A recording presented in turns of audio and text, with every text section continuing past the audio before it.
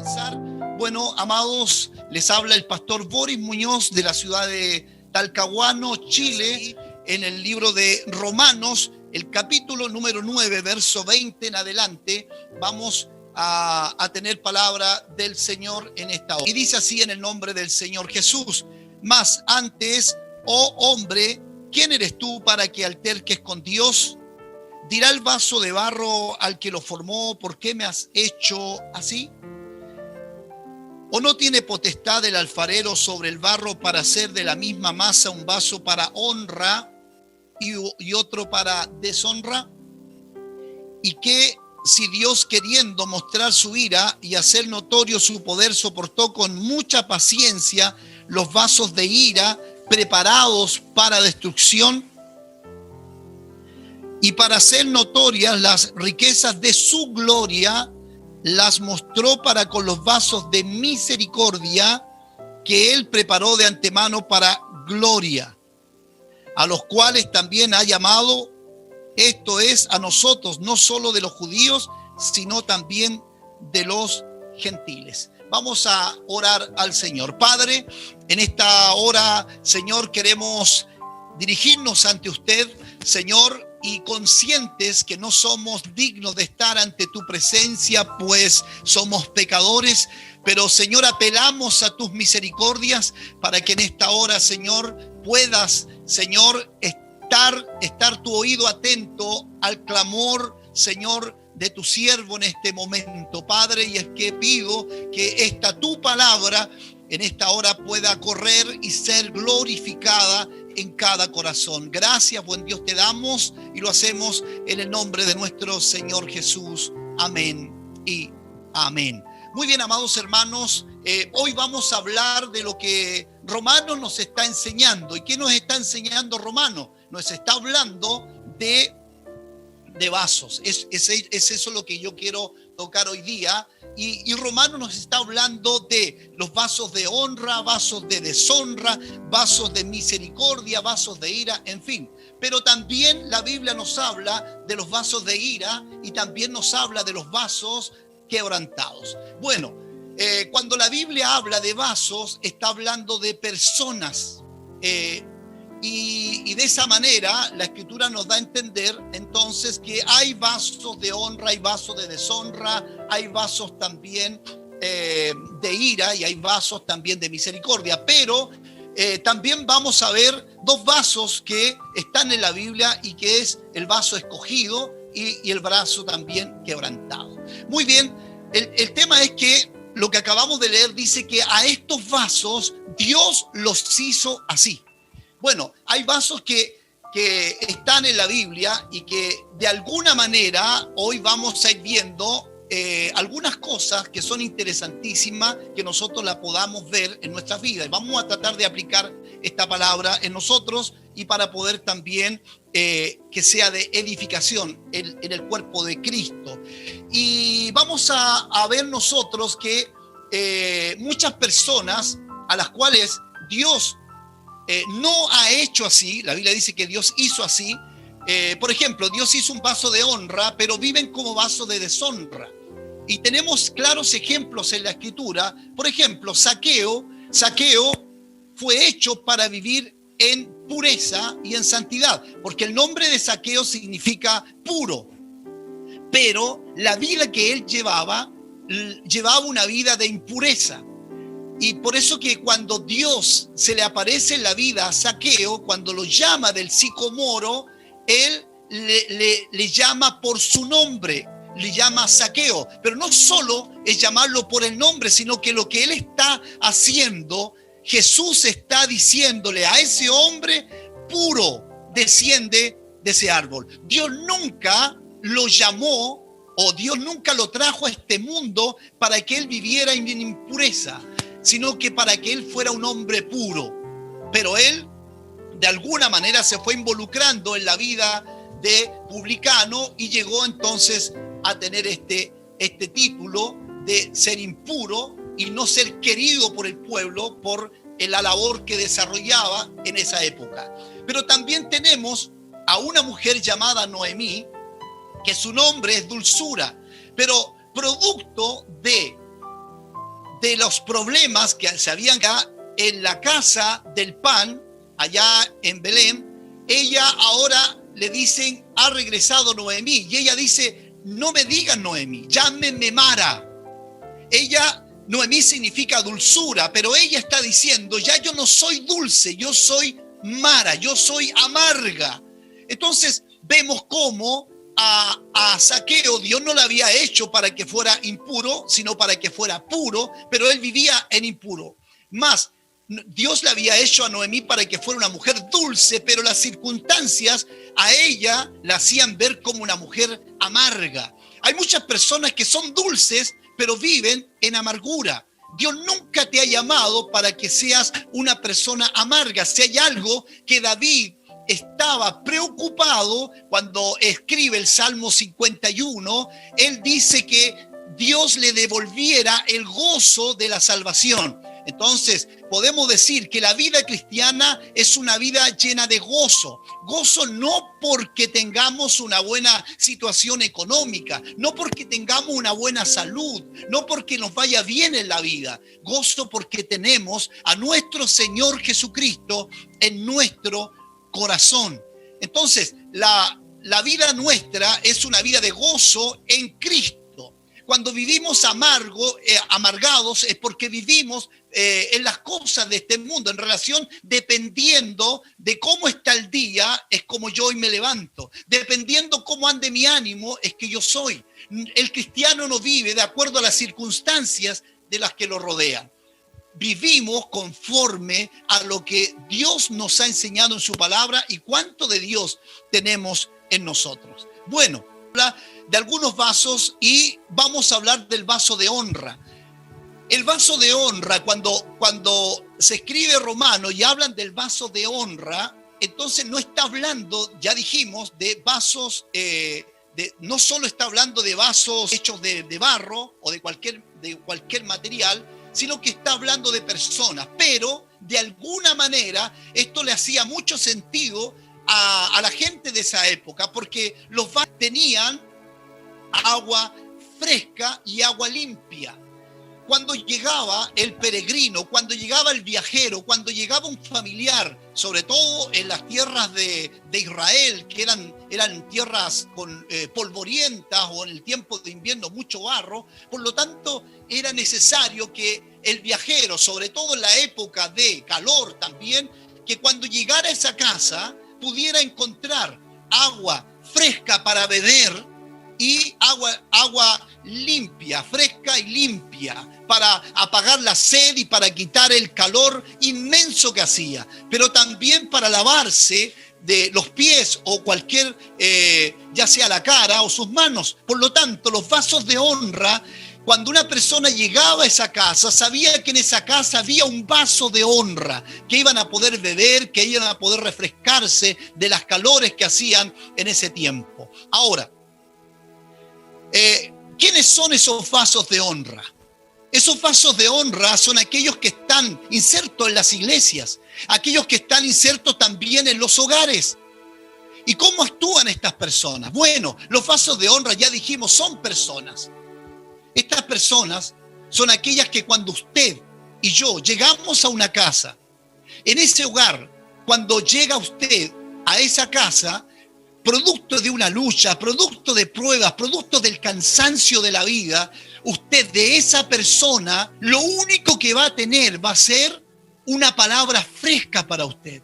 Usted sabe que cuando va a llegar a esa casa, sabe que hay alguien que va a poder a usted darle descanso. Usted va a poder salir de esa casa y consejo.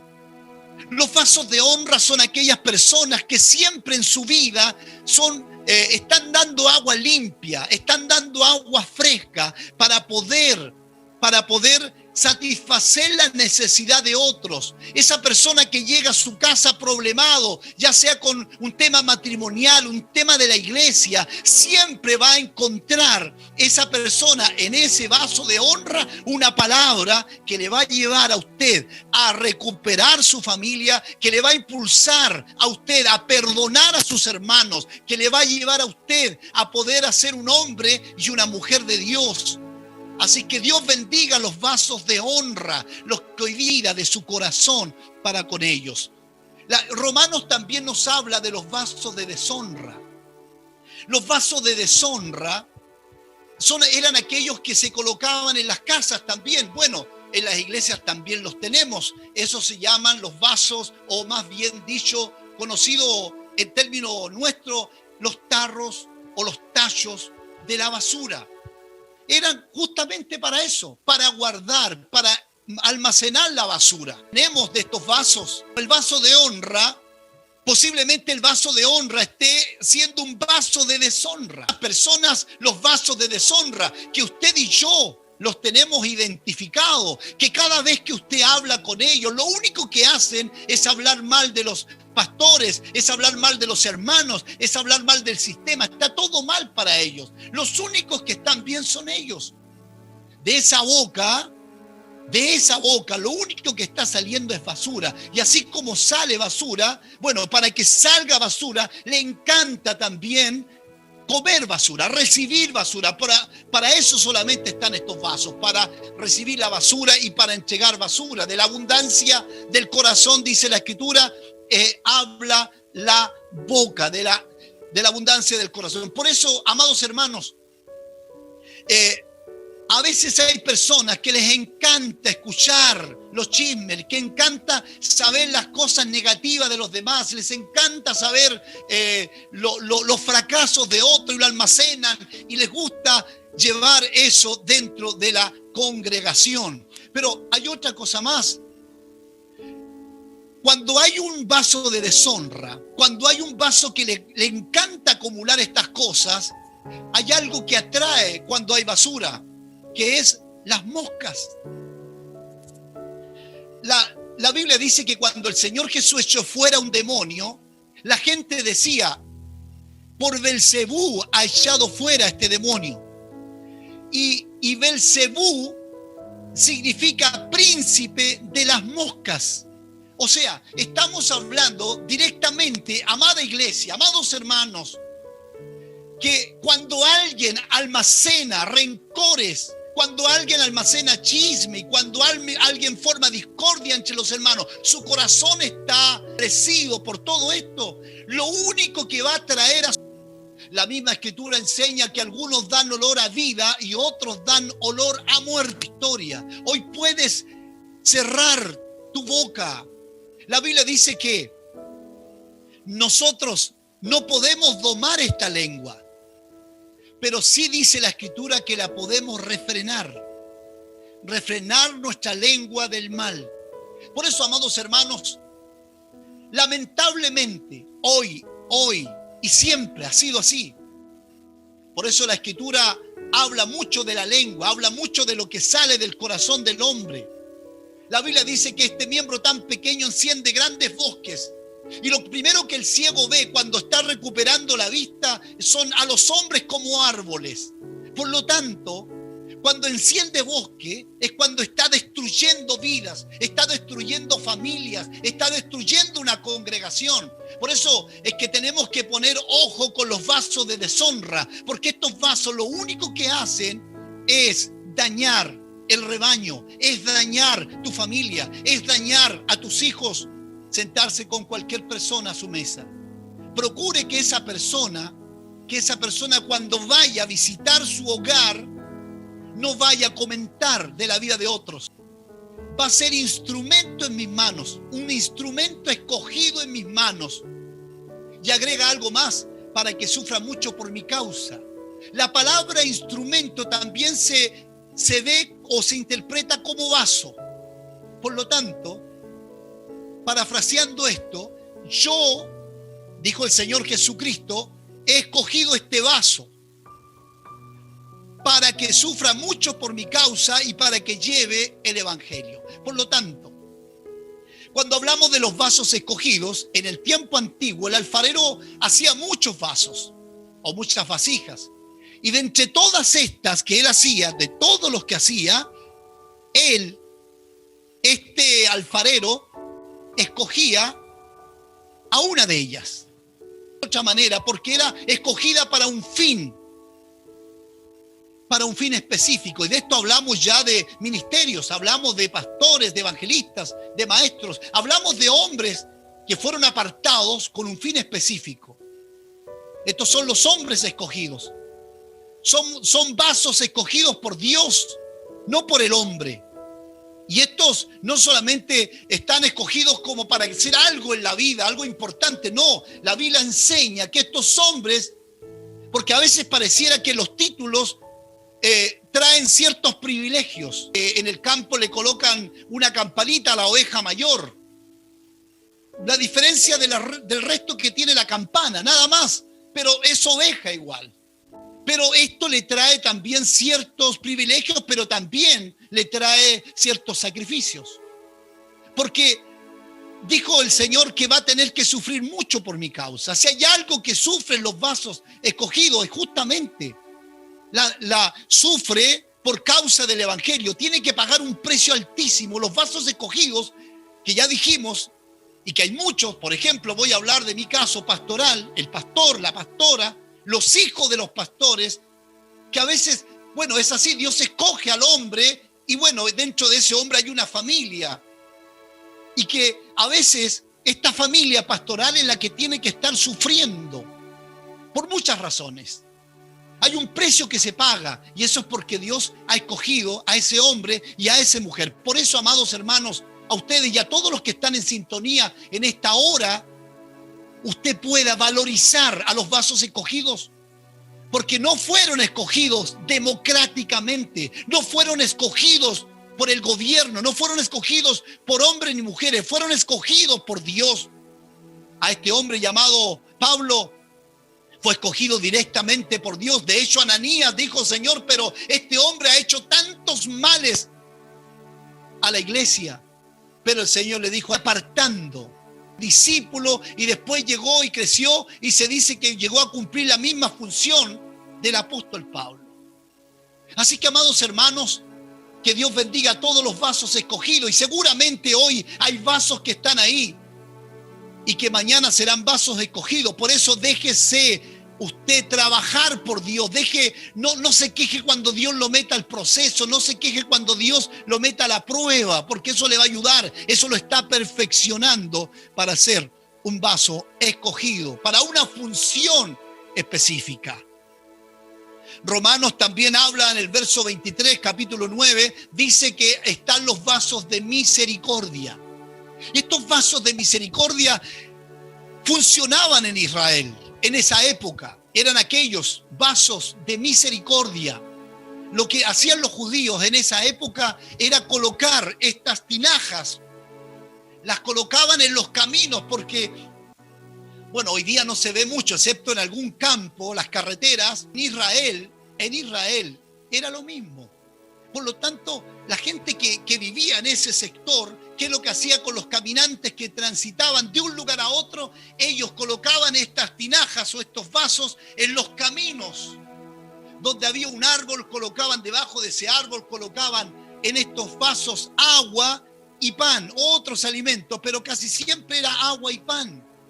Para que el viajero que venía de lejos, aquel hombre que venía con su familia, pudiera encontrar allí un vaso de misericordia. La gente hacía misericordia en estos vasos. Entonces, ellos iban a encontrar un vaso allí, un vaso de misericordia. Por lo tanto, la gente podía con seguridad encontrar allí alimento y agua a ellos, para sus hijos, incluso a veces hasta para sus animales. Estos vasos de misericordia son aquellos hombres y mujeres que Dios también ha apartado. Son aquellos que hacen la obra de la evangelización, la obra misionera. Aquellos que están preocupados de lo que está pasando allá afuera. Aquellos que se paran en los caminos, a aquellos caminos para ir en busca de familias que están desesperadas, familias que están hambrientas, sedientas, para los matrimonios que se están destruyendo, para los hijos que se están yendo al mundo, aquellos hijos que están perdidos en la droga, en el alcoholismo, en la prostitución. Esos vasos de misericordia son aquellos que están allí afuera. La pregunta es, amados hermanos, si esta gente que está desesperada afuera, que va por estos caminos, sabrá y saben ellos que hay un lugar en Bucaramanga, un lugar que está haciendo misericordia, un alto porcentaje que están todos encerrados. La iglesia hoy día no está en las calles llevando el evangelio, no está en busca del perdido. Esa familia que viene desesperada dirá, voy a encontrar algo en el camino. Pero saben, se dan cuenta que no hay nadie. ¿Por qué? Porque hay muchos que no están cumpliendo su función, que no están llevando el agua y el pan, están cumpliendo otras funciones. Y es ahí, amados hermanos, donde tenemos que preocuparnos nosotros. ¿Para qué Dios te ha llamado? ¿Para qué Dios te ha llamado? A veces podemos estar cumpliendo una función o haciendo algo que Dios no nos ha llamado. Por eso, amados hermanos, solamente usted sabe. O a lo mejor fue un vaso de misericordia, pero hoy día está pasivo. Hoy día está en su casa. La comodidad le ha llevado a estar en su casa. Casa, iglesia, iglesia, casa. No tiene otra motivación. Pero déjeme decirle que Dios no te llamó para eso. Porque tú sabes si eres un vaso de misericordia. Vamos. Hay que llevar el pan, hay que llevar el agua. No han conocido a Dios. Ellos están cansados del sistema. Ellos están cansados de muchas cosas. Pero la iglesia está para dar el pan y el agua y para dar descanso a aquella alma que hoy lo necesita. La Biblia también nos habla en el libro de Romanos de los vasos de ira. De los vasos de ira tenemos registros claros solamente de uno solo, que es el caso de Judas. Judas fue un vaso de ira. ¿Y qué es lo que pasaba con estos vasos? Bueno, estos vasos son aquellos que se quebraban y el alfarero los llevaba y los tiraba en el patio del alfarero antes de ir ante Dios. Está claro que la Biblia dice que estaba predestinado para esta función. Estamos de acuerdo con eso. Pero quiero aplicarlo de otra manera también. Usted puede ser un vaso de ira. ¿Sabe cómo? A veces en la vida le vamos a fallar siempre a Dios. De alguna u otra manera alguien le falla a Dios. Pero ¿sabe? En vez de como Judas de ir a pedir perdón a Dios y a quien le ha dañado, prefieren vivir en el orgullo. Prefieren quizás quitarse la vida o hacer otras cosas. Tengamos nosotros cuidado con esto. El orgullo nos puede llevar a una consecuencia terrible. Si hay algo que tenemos que aprender del orgullo, amados hermanos, Pedro, nuestro hermano Pedro, cuando el Señor Jesús le dice a sus discípulos, ustedes todos me van a traicionar, me van a negar. Pedro es el único que se levanta diciendo, Señor, yo no. Aunque todos estos te nieguen, yo no lo haré. ¿Qué es lo que está demostrando Pedro? Está mostrando el orgullo, la altivez de su corazón. Es como si Pedro dijera, Señor, todos estos que están aquí te van a negar, pero yo no. Porque yo soy diferente, porque tengo una fe más grande, porque a mí el único que recibí revelación del cielo, el único que caminó por las aguas, y junto a mi hermano Juan y Jacobo estuvimos en el monte Getsemaní, estuvimos también allá en la transfiguración, así que no creo, Señor, que yo te vaya a negar. Todos estos te niegan, pero yo no, Señor. Pero ¿sabe el orgullo a dónde lo llevó? Lo llevó a negar y a maldecir a su Señor. Así que, amados hermanos, no te transformes en un vaso de ira. El vaso de ira no tiene vuelta atrás. El vaso de ira es aquel que es lanzado, ya dijimos, al patio de la casa del alfarero, que lo único que sirve para que los leprosos y toda la gente que vivía en condición de calle pudieran ir y usar estas tejas solamente para eso, rascarse su cuerpo. Así que Dios te haga entender en esta hora, en tu vida, que tienes que cambiar esta condición. Están también según Jeremías. Jeremías dice, ve, Dios le habla a Jeremías, le dice, ve a la casa del alfarero. Allí yo te voy a mostrar algunas cosas que tú tienes que aprender. o algo para que le digas a mi pueblo, para que le digas a Israel. Y dice que mientras Jeremías veía que el alfarero estaba haciendo un vaso, dice que el vaso en sus manos se quiebra. En sus manos el vaso se rompe. Y luego dice que el alfarero tomó el vaso que se había rompido, lo toma y lo vuelve a hacer, dice, otro y mejor vaso. Estos son los vasos quebrantados, que es muy diferente a los vasos de ira.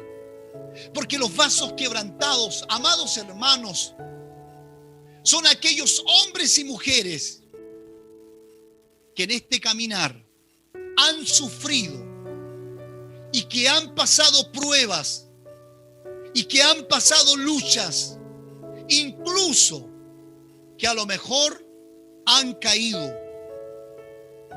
A diferencia de los vasos de ira, el vaso quebrantado no es lanzado al patio de la casa del alfarero. El vaso quebrantado es llevado a la casa del alfarero, no al patio del alfarero, a la casa del alfarero. Hubieron algunos vasos quebrantados en la Escritura. Y me gusta mucho hablar de David, porque David era un hombre que dice la Escritura que era conforme al corazón de Dios, pero aún así él fue un vaso quebrantado, le falló a Dios. Y ahí compone el Salmo 51 que dice: ten piedad de mí, oh Dios, conforme a tus misericordias. No quites de mí tu Santo Espíritu. Devuélveme el gozo de la salvación. Estos vasos quebrantados son aquellos que de alguna manera se dan cuenta que han fallado a Dios y son gente humilde que tiene la capacidad de volver su rostro a Dios para pecar, para pedir perdón luego que haya pecado. Estos hombres y mujeres que han sido quebrantados por sus pecados, que han sido quebrantados porque alguien le ha dañado, que ha sido quebrantado por una calumnia, por cualquier situación de la vida. Es aquellos que son llevados a la casa del alfarero, y allí el que los hizo, allí el que los formó, los vuelve a hacer una nueva vasija o un nuevo vaso. Allí cambia todo ahora. Allí ese hombre y esa mujer es restaurada. Allí ese hombre y esa mujer vuelve a ser ahora una nueva persona, después que había sido quebrantado. Amada iglesia, amados hermanos, amados pastores, quizás hoy hay muchos que están ahí asistiendo a este programa y están ahí en la iglesia, presencialmente algunos ahí en Bucaramanga, y los que están a través de la internet. Hoy quizás usted está escuchando este mensaje y hoy usted es un vaso que ha sido quebrantado y está quebrantado. No se me desanime, humíllese a Dios, porque usted, si se humilla, va a ser llevado a la casa del alfarero. Allí será restaurada su vida, allí será restaurada su familia. Allí Dios hará un nuevo vaso, hará una nueva, incluso mejor quizás que antes. Será diferente. Será diferente. ¿Saben? Hay personas que quizás viven una condición de quebrantados. Viven una condición de quebrantados. No son llevados al patio, pero están ahí, no, como que saben que Dios los puede sanar, pero les cuesta llegar a la casa del alfarero. Déjese llevar, deje que Dios le lleve. Pida a Dios que le lleve para que su vida sea restaurada por Dios. Amados hermanos, es importante que entendamos para qué fuimos hechos. Es importante que entendamos bien nosotros cuál es nuestra función dentro del cuerpo de Cristo. Porque así el cuerpo de Cristo va a cumplir su función y lo va a poder hacer bien. Cuando usted entienda esto, entonces su mentalidad cambiará. Tenemos a un hijo pródigo, queda así con el hijo pródigo, pero este era hijo. Se transforma pródigo cuando sale de casa. Dice, y usted conoce muy bien la historia, malgastó todo lo que tenía y después estaba apacentando cerdos y quería comer de las algarrobas que comían los cerdos. Pero allá él vuelve en sí. Allá él recapacita. Pero recapacita de una manera que quizás muchos pueden recapacitar. Porque cuando no entendemos el lugar donde estamos como hijos, el que nosotros hagamos cosas o vivamos de otra manera nos puede llevar a nosotros quizás a normalizar una situación. Y él dice así: volveré a la casa de mi padre, pero le diré que me haga como uno de sus jornaleros. Él sale como hijo, pero ahora quería regresar como jornalero. Él era hijo, pero tenía ahora la mentalidad de un jornalero. Y es ahí lo que estoy tratando de explicar o de enseñar en esta mañana. Es que Dios te hizo así, pero no te hizo un jornalero, te hizo un hijo. Este joven dice, yo iré a la casa de mi padre para que me haga como uno de sus jornaleros. Pero cuando él llega a casa, el padre no le recibe como jornalero, le recibe como hijo. Es importante que entendamos esto. Primero, Dios no te llamó para ser un vaso de deshonra. Dios no te llamó para ser un vaso de ira. Dios te llamó para que seas útil en la obra del Señor. Dios te llamó para que ocupes un lugar dentro de tu casa, tu familia primeramente. En tu familia puedes ser y tienes que ser un vaso de honra. Tienes que ser un vaso que Dios se pueda glorificar a través de tu vida. En tu trabajo, en la universidad, en la escuela, en tu iglesia, en cada lugar. Cuando cumplimos nuestras funciones, entonces el cuerpo va creciendo, cada uno cumpliendo sus funciones. Hay algunos que quieren hacer un trabajo que Dios nos los ha encomendado. Dios le ha dado otra actividad, otros dones, pero quizás queremos ejercer otros.